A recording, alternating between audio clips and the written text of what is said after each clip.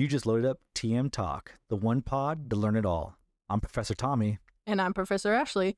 Whether you're new to the Pokémon TCG or a seasoned trainer, we're here to help you level up your play, master the rulings, and grow your community one episode at a time.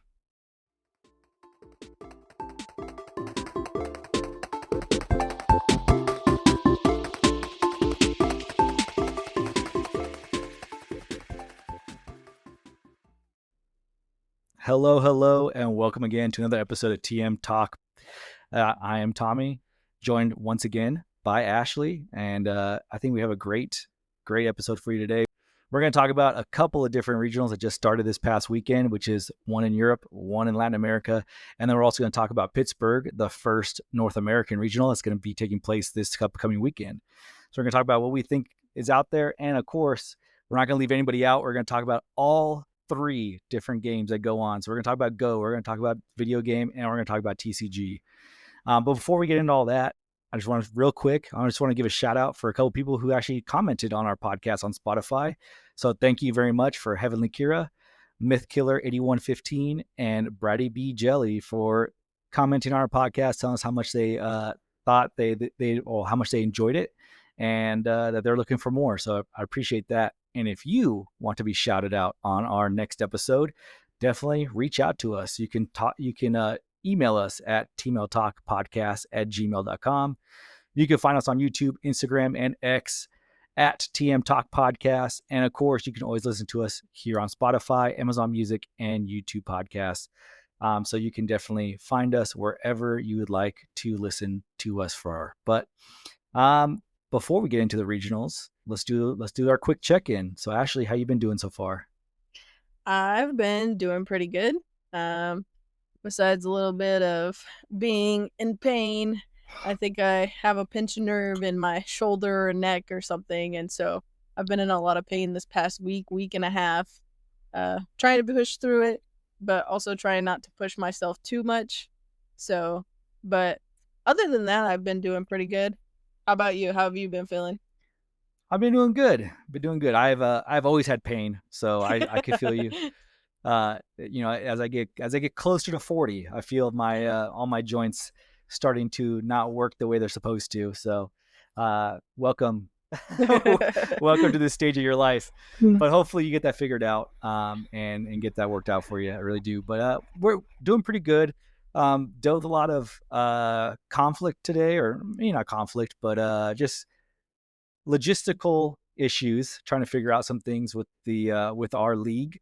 But really great things that, we had a couple things come up that's outside of our control as professors, as a league, and then really to see the influx of support from the community that we have, together with all of us here. We made it, we're able to make some things work and continue playing with our community and continue growing with our league. So we do appreciate that. So are you ready to jump into some regional talk, Ashley? I am ready. Let's start with Frankfurt. Let's do it. So Frankfurt Regionals happened this past weekend. As we look at Pokemon GO, our top 4 finishers is number 1 is Inadequates, playing an interesting team compared to everybody else I was looking at. He actually included a Shadow Giratina, which it looks like to be made the difference for him to win this tournament. Number 2 was 9 Alfie 2. He was playing a Shadow Charizard, which is pretty cool. And then we had number 3 was Patamon, a really big name in the Pokemon Go community, playing another kind of maybe spicy tech there with the Charjabug, and also playing the Shadow Marowak, which is pretty cool. And then number 4 was Ripper Lee, playing Azul Maril. So definitely trying to cover that bases with the fairy types there, and being able to hit and take some damage. So it was pretty interesting to see those top 4s in the Pokemon Go.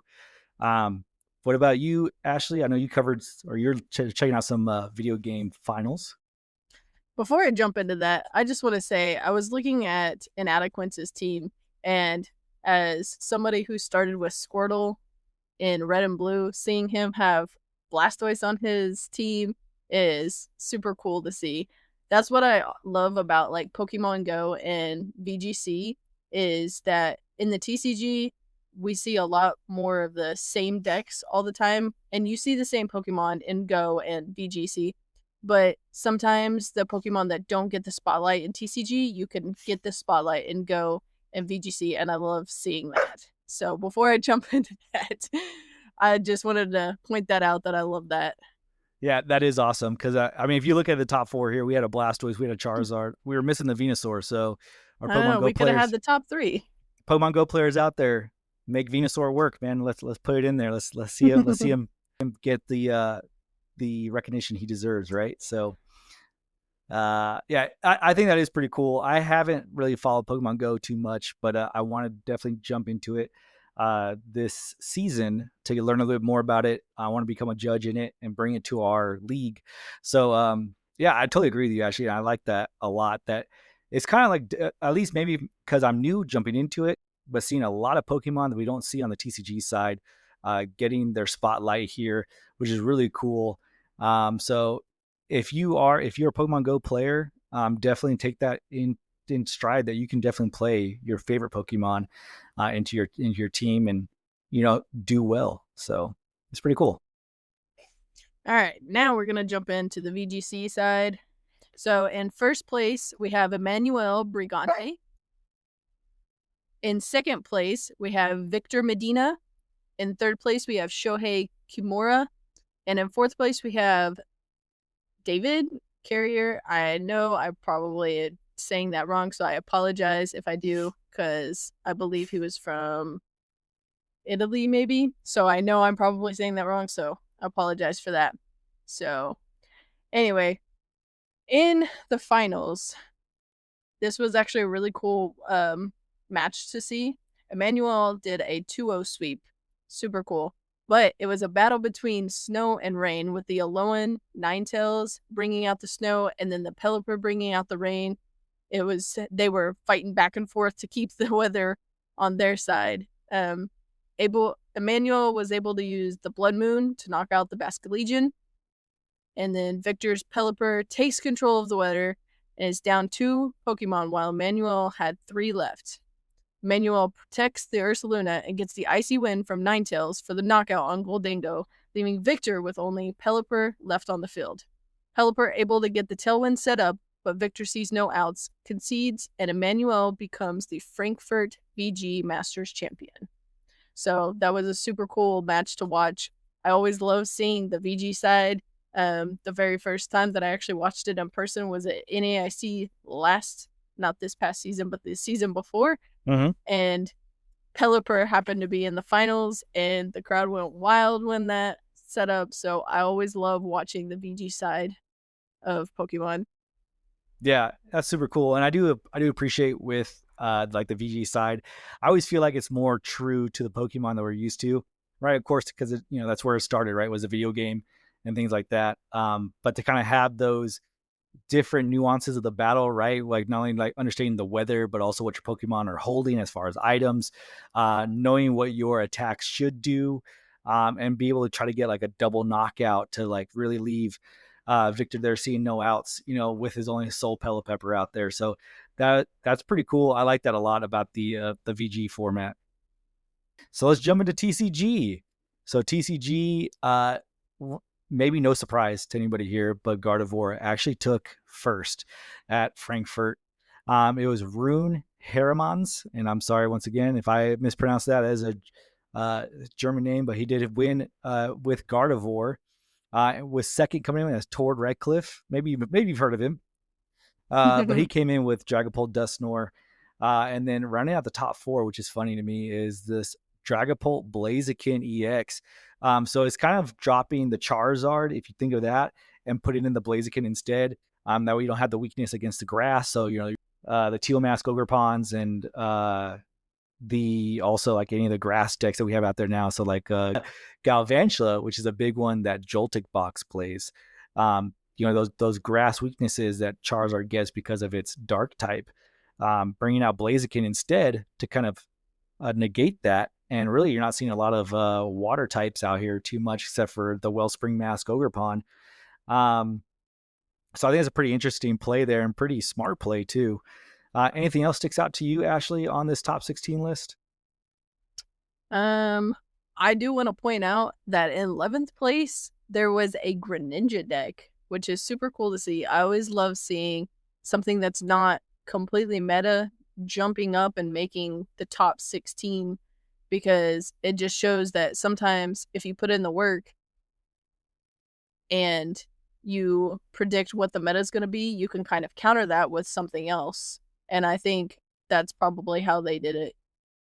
Yeah, for sure. And that's an awesome deck choice that he made there. Richard did, and went ahead and played Greninja and took him all the way to the 11th place. Another key example of what you just said was right, trying to read the meta and see if you can counter it playing a specific deck. 13th place is Benjamin Gorgos. He played Conkeldurr, one of my favorite decks out there, and which is just definitely probably nothing that anybody suspected that sat across from him when he flipped over that first card, and whether it's that Timber or Dunsparce, he went out there, played something probably nobody was ready for, and definitely was probably catching people by surprise, got him to 13th place. So a great meta call on his part as well. And then we see some old favorites here. We see Raging Bolt. We see Joltik Box, Goldango, and then kind of coming back into the fold is Terrabox. So Terrabox taking 7th, 8th, and 9th place at Frankfurt. With in 7th place was Mez, who's actually a really well-renowned Pokemon TCG player. Was really big in the teens, like 20 teens and all that. And now seems like this year, from what I've heard from the castings, that he's going to take it a little bit more seriously this year and try to play again. He had a great stream matchup against Tordon there. Not regretfully, but not in me's favor was that Tord Redcliffe to take that matchup. But I'm glad to see that he's coming back, and coming back and bringing back a favorite, which is Terrabox. Yes.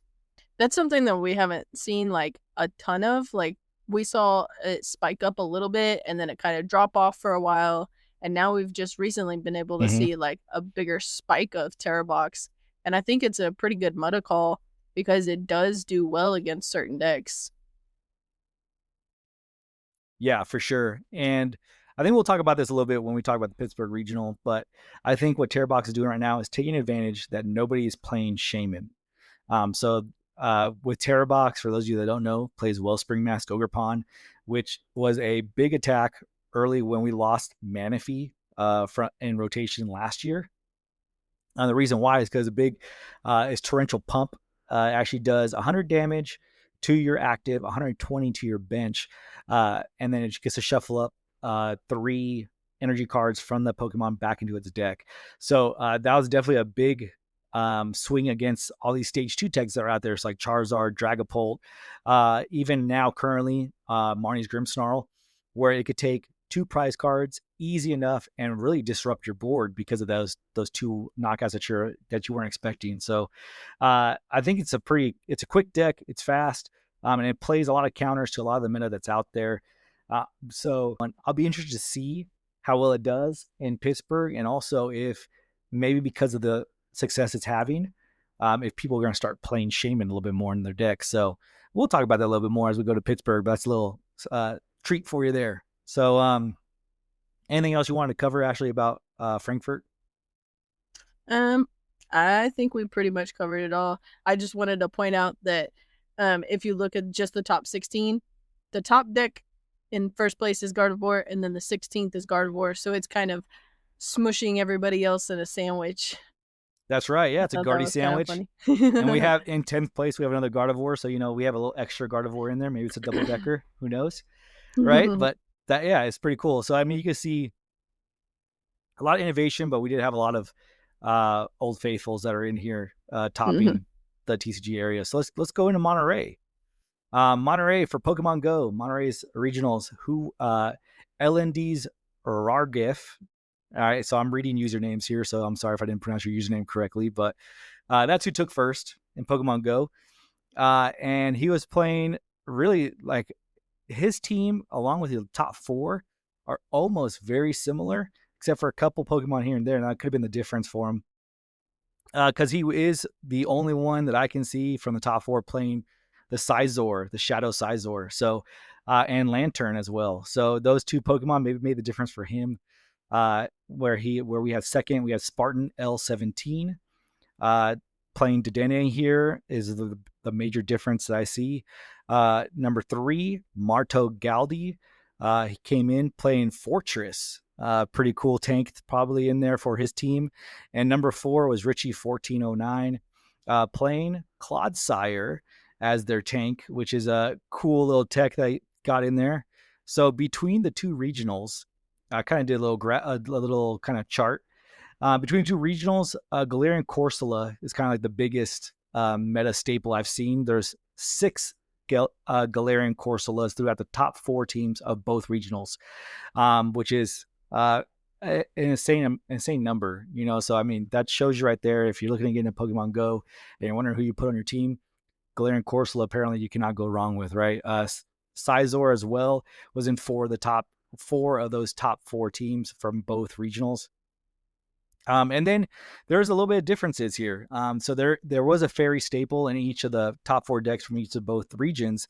But what's funny is that Wigglytuff seemed to be the fairy Pokemon of choice in Europe, where Dedenne is the fairy of choice in Latin America. So shows a little bit of regional bias or maybe regional influence on their team choices here about which Pokemon they should bring into battle, which is pretty cool in my eyes. I've never seen that before, kind of like a little different spin on what you can take out there depending on what region you're playing in.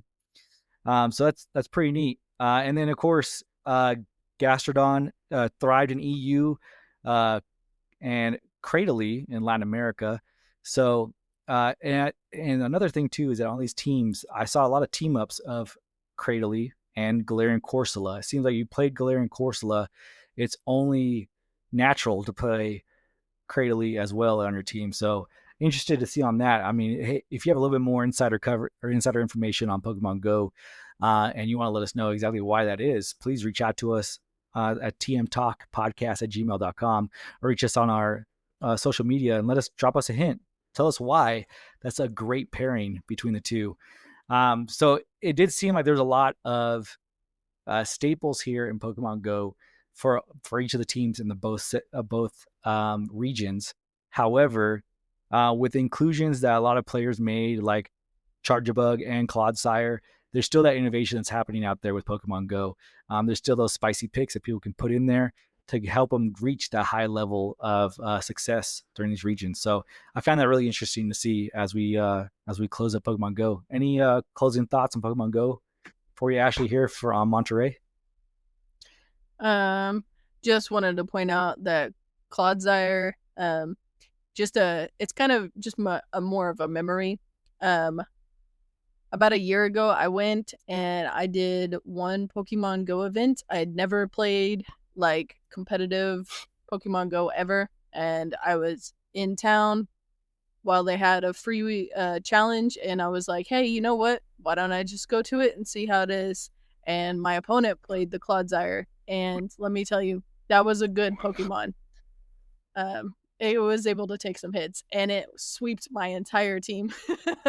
Now, mind you, I didn't have like them all set up with the perfect IVs or CP or anything, but it still swept my entire team, that one Pokemon. Yeah, that's wild. So definitely a good Pokemon to take out there, and it looks like hopefully maybe getting its time to shine in the Pokemon Go era. So Ashley, what about the video game in Monterrey? How did that go? All right, so for the Monterrey, in first place we had Stefan Mott. He took it down with Goldango, Sylveon, Incineroar, Scyther, the Alolan form of Ninetales, and Garganacl. That was the one thing that I saw everybody talking about that he included, and it worked out for him because he was able to top. In second place, we had Alexander Canseco. In third place, we had Justin Tang. And in fourth place, we had Jonathan Ruiz. So across from there, like, they have a couple of the same Pokemon. Goldango was used in a couple of them. Rillaboom was used in a couple of the teams. But really, the Garganacl was one of the biggest inclusions. And I still am learning about Pokemon VGC, so I'm still trying to figure out which ones are good against. I'm sure that he figured out exactly what teams that was good against, and it worked out for him. So congrats to Stefan. Awesome. Yeah, congrats, Stefan. Way to go. So as we go into TCG, you may think that maybe you rewound the episode, but you didn't, because in Monterrey, Gardevoir took first place. Um, Aban Ahmed took first place at Gardevoir, and funny enough, it's the same 60 that won Frankfurt as well. So two regionals happened at the same time. Two people that decided, hey, I'm gonna play the same 60 card deck, and they both topped each one of each regional. So that's pretty amazing. A name that we know, Henry Chow, placed second with, surprise, surprise, Gardevoir as well. And then as we go down the list here, we do see a lot of Henry Chow's testing teammates and test group members. Michael Davidson came fourth playing Gardevoir. And then we see Caleb Rogerson playing Terrabox. And really the I guess maybe the story of Frankfurt, between Frankfurt and Monterrey, is that Monterrey here seems to play a little bit more Terrabox. And it was really brought by the Americans out there. So we had 4 players playing Terrabox, all Americans, and kind of just showing that dominance of that deck one more time, right? We do have a little bit of Dragapult in here. Did not do as well as it did in Frankfurt. And then we have one lone Raging Bolt one more time.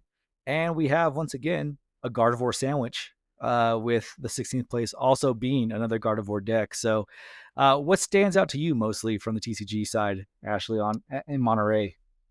So along with the lone Raging Bolt, there was one lonely Iron Thorns EX deck in 15th place.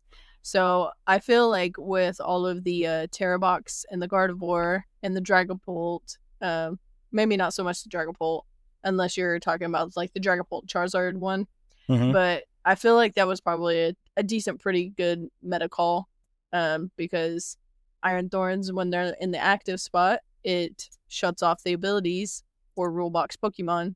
So your Gardevoir, your Charizard, your Pidgeot, your Ogerpons, all of those, none of those have abilities. So I think that helped carry them up to the top 16. Yeah, for sure. I mean, it's definitely a great meta call one more time that somebody made, right? They said, okay, I know there's a lot of these Pokemon um, that have abilities that I could shut them down with Iron Thorns. And really, he was playing a really basic Iron Thorns deck, just the 4 Iron Thorns EX, nothing else in there. A lot of times we've seen Iron Thorns paired with Dragapult and things like that, but no, he went with straight Iron Thorns, 4 of those, and all the other things he needs to set that off and to make that loop work to where you really just get your opponent stuck. And he got there to 15th place. So congratulations. Yeah, I think that was a pretty interesting regional weekend. This weekend we got a 2-for on that one. So pretty awesome. Any closing thoughts on Monterey, Ashley?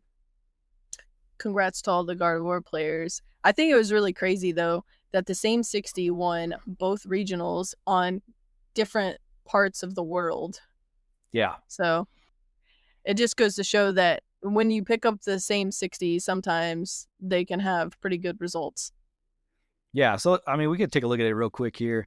We can see that, I mean, you're a bigger Gardevoir player than I am, Ashley. I mean, what it sticks out to me from what I can see is the inclusion, once again, of Lily's Clefairy EX in here.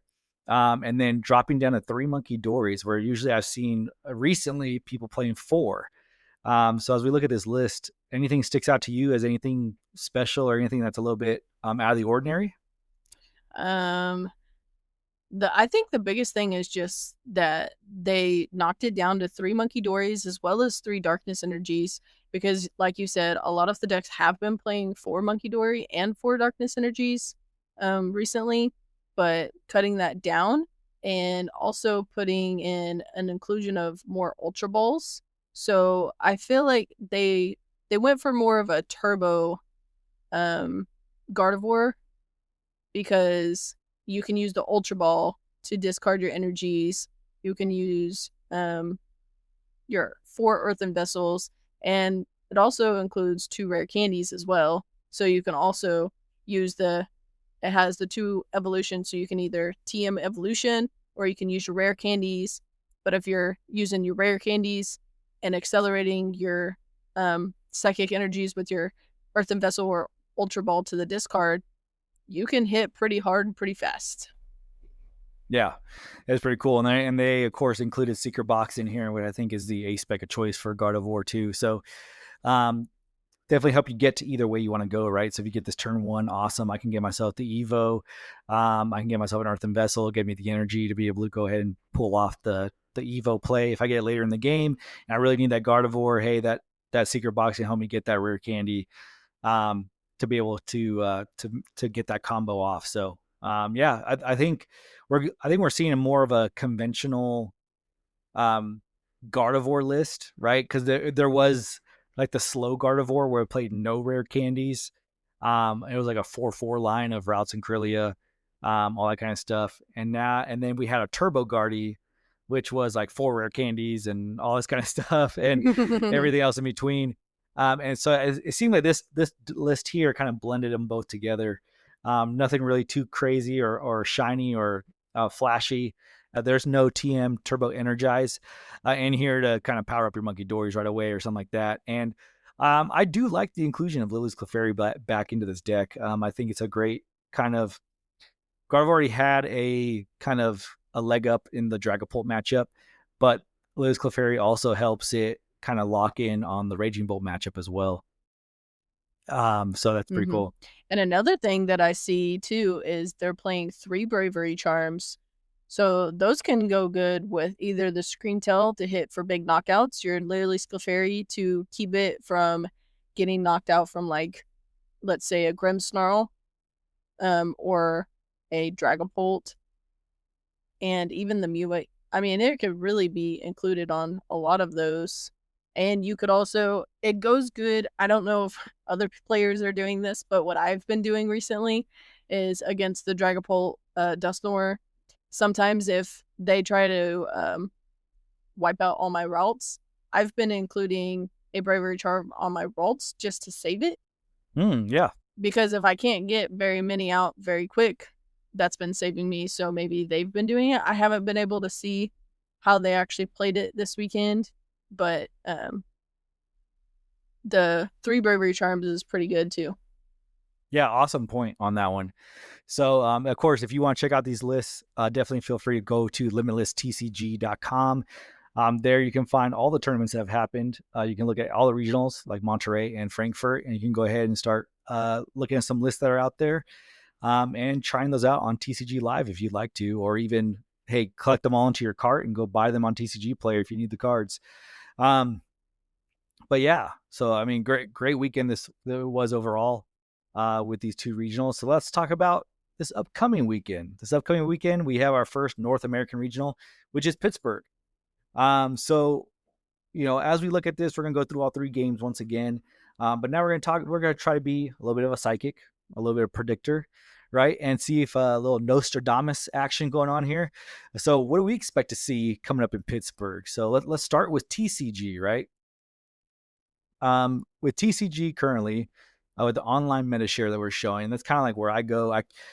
For me, if I want to try to like read the meta or try to understand what do I think is I'm going to see most at a next tournament I'm going to go to, or maybe if I'm going to go to a regional, I try to look at the previous regionals that have occurred, and then I try to look at the online meta share, especially if there's going to be a new set that comes out that's going to be legal for the regional, which we are not there with Pittsburgh. Mega Evolutions does come out at the time of this recording next week.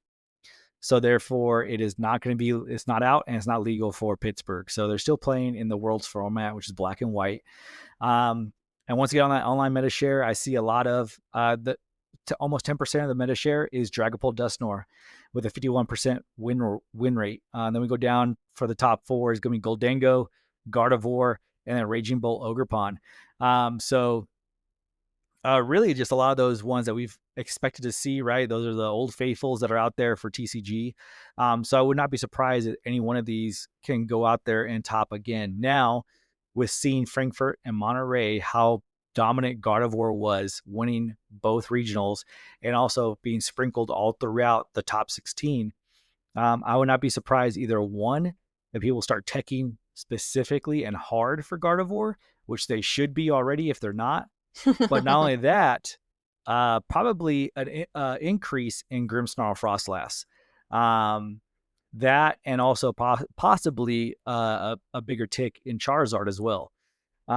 Reason being because they have great Gardevoir matchups, and they have great matchups against like Goldango, and going into Raging Bolt as well.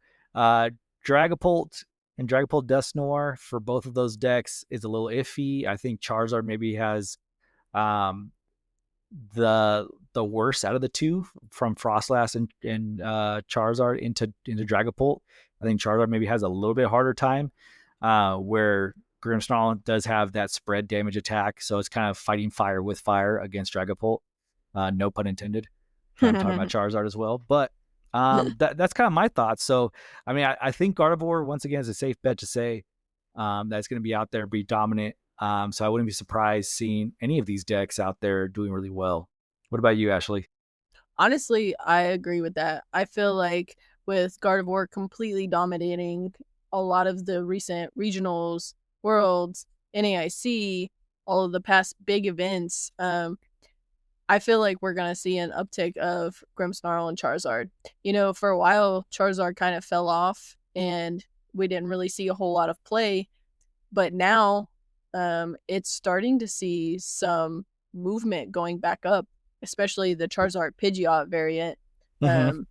It did fall off for a while, but now it's starting to see some pretty good success. So I would expect to see more of that this weekend in Pittsburgh. Oh yeah, for sure. And there's been a lot of spicy takes on Charizard Pidgeot. We've seen it with the Dusknoir line, which for me personally, I feel like is the stronger version of Charizard, just because you're able to control your opponent's prizing, so in turn controlling your damage output with Charizard. And it really makes Charizard explosive. It makes the Briar play at the very end a lot more feasible, and you're able to control it a little bit better. But straight Charizard as well, with Charizard Pidgeot, and then with Charizard's friends, right? That are out there that people have seen to put with it, like the Monkey Dories. I've seen the baby gouging fire from I believe it's the Journey Together pre-release, where it was if your opponent is taking 4 prize cards or more, it does an extra like 70 damage. So it's a cool 1 prize attacker in there as well. I've seen that out there. But yeah, I mean, I wouldn't be surprised at that. But if people are thinking the same way we are, you have to think it's like a chess match, right? You have to think 3 or 4 moves ahead. If people think, hey, more Grimmsnarl, more Charizard, I would not be surprised to see more Goldango, more Joltik Box, and even honestly, that little crab guy, Crustle, could definitely come in and make and change a lot of things up there. I mean, definitely for Crustle, I think the Gardevoir matchup, I don't know if it's winnable or not. But that'd be the one thing that's probably holding Crustle back from being like that deck that can come in and kind of like just sweep everybody else, is that Gardevoir is out there still. So any other thoughts on the TCG meta, Ashley? Yeah, it's just like you said, it is kind of like a chess match, because if you think like Gardevoir did really good, it dominated 2 regionals this past weekend. So if you're thinking for the next one, okay, so if Gardevoir did really good, what can I do to kind of counter that, but also give me a good chance? So some people would think, okay, well, maybe let's play Charizard. So if I chose Charizard, then another person is going to see that and say, oh, okay, well, Gardevoir did good, so these people are probably going to play Charizard, so I'm going to play Crustle to counter that. It's kind of like some people see a couple moves ahead, some see 3 or 4 moves ahead, and it really makes a difference in your performance, being able to see the whole meta and trying to figure out what is the best move for you. Yeah, for sure. And I would say definitely if you're going to plan to attend Pittsburgh and you are kind of on the fence about what deck to play, don't switch last minute, right? Play what you've been playing. Play what you're comfortable with. Because a lot of times you can win just being the better player of the deck, being more knowledge on your lines, on how to play certain matchups. So even if you're not playing some of these fancy decks or the top 5 decks that we talked about here, but you're really confident with it, play it and feel confident in playing that deck, because a lot of times you can outplay other people just because they decided to change last minute and you didn't. So, so take all that as a grain of salt. But so let's do some predictions, right? So let's try to put our money where our mouth is, right? All right. I think for TCG we should pick a deck, a card, and a player. Okay. So for my deck that I think is going to be doing really well, I think I'm going to go with Raging Bolt. Okay. I'm gonna surprise everybody here. I'm gonna go with Raging Bolt, right? So with that being said, I'm gonna pick Raging Bolt because I think it still does a ton of damage. The top decks do have a little bit of issues with it. I just think that it's in a place right now where it can do really well. It just needs to have needs to find that right player, that those right matchups, and make its way up the chain. The card I'm going to select is Monkey Dory, because everybody plays Monkey Dory. So there's no way I can be wrong with this. You're right. There's been a lot of inclusions of Monkey Dory in so many decks recently. For sure. So Monkey Dory is going to be my card for selection. And I think the player to watch at Pittsburgh Regionals is going to be Raul Reddy. Okay. All right. Well, that means I cannot pick Raul. So, all right. So, I've been a really huge Gardevoir player recently. So, it's kind of hard. Do I want to pick something else? But I feel like I'm going to stick with the Gardevoir deck. It has been dominating tons of big events, even with people throwing counters out there. So for my deck choice, I'm going to pick Gardevoir. For my card choice, let's pick... does it have to be a Pokemon? It doesn't. You can just pick a card. I'm going to pick an Ultra Ball then. Okay. Because it gets included in a lot of decks. So I feel like, just like with Monkey Dory, I can't go wrong with an Ultra Ball. We'll figure out these rules to our predictions later as we keep doing this, right? If you guys have any suggestions, send us suggestions on what we should predict for the next one. For sure. All right. And then for my player, just because it's a North American one, I'm going to have to go with Henry Chow. Henry Chow. All right. He made it to the finals. So hopefully Raul and Henry are both in attendance to Pittsburgh. So if not, then neither one of us will win. Then we both failed. That's all right. No, hey, we'll definitely. I think it's a safe bet, being a North American regional, that those two will be there. But who knows? We'll see. So moving on to VG. So Ashley, what's your predictions on the video game for Pittsburgh? All right. So the biggest meta Pokemon that have been used recently, and I'm just going to use Frankfurt as an example. The top 12 Pokemon that were used there are pretty well used across the board. So the Sneasler, I've seen a lot included in teams recently, especially Goldango, Incineroar, Rillaboom. I've seen a lot of Dragonite. When I played in my Grand Challenge, I got my butt kicked by a Dragonite. Sweeped my entire team. That was super cool, though. Annihilate is one of my favorites, and I included him on my team, and there's a lot of Annihilates in the teams. It had a 25.4% share at Frankfurt. And then we have both versions of Ursaluna. We have the Blood Moon Ursaluna and then just the regular Ursaluna. It is a very big, bulky Pokemon. He can hit hard. It's fantastic. And then for the last few, we have our Chalodon, Amoonguss, Volcarona, and King Gambit. So I've seen a lot of those inclusions. I highly expect to see a lot of Goldango, Annihilate, and Rillaboom, and Incineroar and Sneasler. Really, the top 6 that were used, I expect to see a lot of those because I've seen a lot used in the teams recently. Nice. Okay, very cool. So I mean, it sounds like a big, wide array of Pokemon that are out there being used, but it sounds like there's still, of course, a couple that are up there that are more used than others. So if you had to pick one, what'd be your pick? Ooh, I would have to say I'm gonna go with Blood Moon Ursaluna. Nice. I like that one. And I think for my prediction, I don't know, I like the monkey. So Rillaboom is going to be Hey. it for me. So I think just looking at the North America, just looking at Monterrey, excuse me, the Monterrey Regional. It's here in Latin America, I know, but it's close to home to North America. So I think that Rillaboom is going to transfer over and do well into those teams as well. So And it's a it, really good Pokemon to be used with the ability. It sets the grassy field, which helps heal all of the Pokemon on the field. So if you have a Pokemon that needs healing, it's a perfect Pokemon for that. And I think that's why we see such a huge inclusion of that. nice, yeah, just give them a little bit extra, a little more durability, staying power to your Pokemon. So that's awesome, cool. So hopefully we'll see what Pittsburgh brings, but we'll see if Blood Moon or Saluna and Rillaboom are included in those in those top teams. Um, anything else you want to cover on VG before we move on?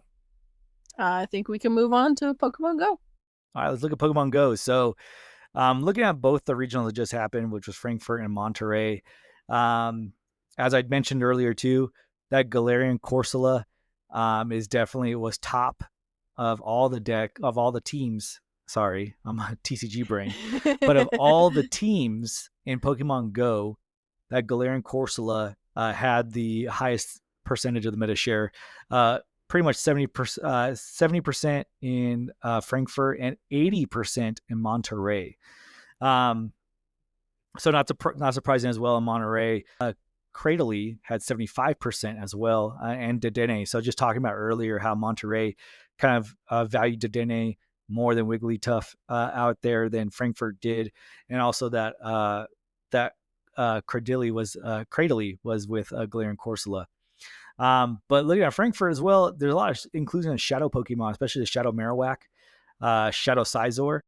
Those kind of cross over into both teams there, or into both regionals. So for me, I mean, I think I'm gonna go with a safe bet and just say that, once again, you're probably gonna see more of that Galarian Corsola out there making its mark on a lot of these Pokemon Go teams, and probably along with it that its teammate of Cradley. Um, and uh, and probably the Shadow Sizor. I'm gonna say those are probably the top three that you're gonna see out there. What about you, Ashley? You seen any Pokemon Go? Any thoughts on what you think we're gonna see? Um, let's see. If we kind of compare, I feel like ugh, this is tough because I don't really pay attention a whole lot with this. But Mm-hmm. I think I agree with you where the Galarian Corsola, and the Cradily are gonna be top used. And for the Shadow Pokemon, I think Marowak is probably a good pick as well. But I'm also kind of partial to Marowak because Cubone's my favorite Pokemon. Of course, So, but if I had to pick just a Shadow Pokemon, I think I'm gonna have to go with the Marowak for because sure. it had a 62.5% meta share with Frankfurt, and then a Mm-hmm. 31.3% in Monterey. So it kind of had a smaller percentage, but the teams are still, some of the top Pokemon are still used in the same teams. Yeah, for sure. Yeah, I totally agree with that. So it'll be interesting to see. I am going to be tuning into Pokemon Go for this Pittsburgh Regional. I'm going to watch some streamed games there and see if I can bring you some more insights onto that for our recap episode we're going to do next week. Um, okay, so we talked about Pittsburgh, right? We kind of went down the list there. Any other closing thoughts about Pittsburgh Regional in general, Ashley? Let's go Gardevoir. Let's go Gardevoir. For sure. Yeah, so Pittsburgh is the regional this week. So we did start off the month with 2 regionals happening on the same weekend. Then we had Pittsburgh happening this weekend, and then after that we kind of slow down and we go back into October.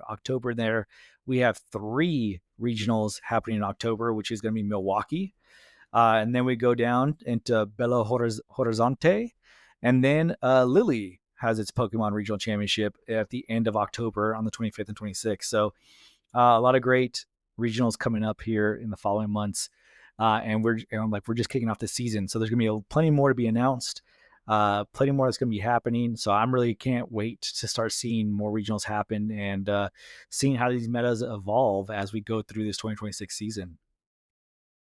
So any closing thoughts, Ashley, on anything at all? So kind of off topic, but still on topic of the regionals. Registration for Las Vegas regionals is tonight while we're recording this, and I know you are going to try and register, so I am sending all the luck for you and your daughter to get registered. So next week we will have to let the viewers know whether you were able to register or not. Yeah, for sure. Thank you, Ashley. I appreciate that. Yes. Las Vegas Regionals the sign up is tonight. So looking forward to it, hoping that we can get in. It is my birthday weekend at that time as well. So hoping to have a great birthday and, get my Pokemon trophy around my neck, the medal, and I can yell it from the rooftops. So that'd be pretty awesome. But yeah, I'm interested to see that. And probably maybe in the next episode we could talk about how I'm preparing for Las Vegas and what we're looking to see what we can play there as well. So looking forward to it. So hey, thanks so much for listening once again. I think that's going to be it for this episode. Tune in next time because we are going to do a Pittsburgh regional recap. So to let you know how we did with our predictions and what surprises were out there. So if you want to hear anything else, if you want to give us your thoughts on what you think Pittsburgh Regional is going to hold in store, or what did we miss from covering Frankfurt and Monterrey, please feel free to reach out to us at tmtalkpodcast@gmail.com, or just search for us on your favorite social media platform at TM Talk Podcast. And we look forward to hearing from you and mentioning you on our next episode.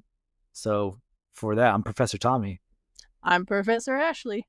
We'll talk to you next time. All right. See you later, guys. You just used TM Talk. I hope it was super effective for you. Whether you're building a deck or building a league, remember, you've got this and we've got your back. If today's episode boosted your stats, share it with your party. And until next time, keep training, keep teaching, and keep passing that knowledge on.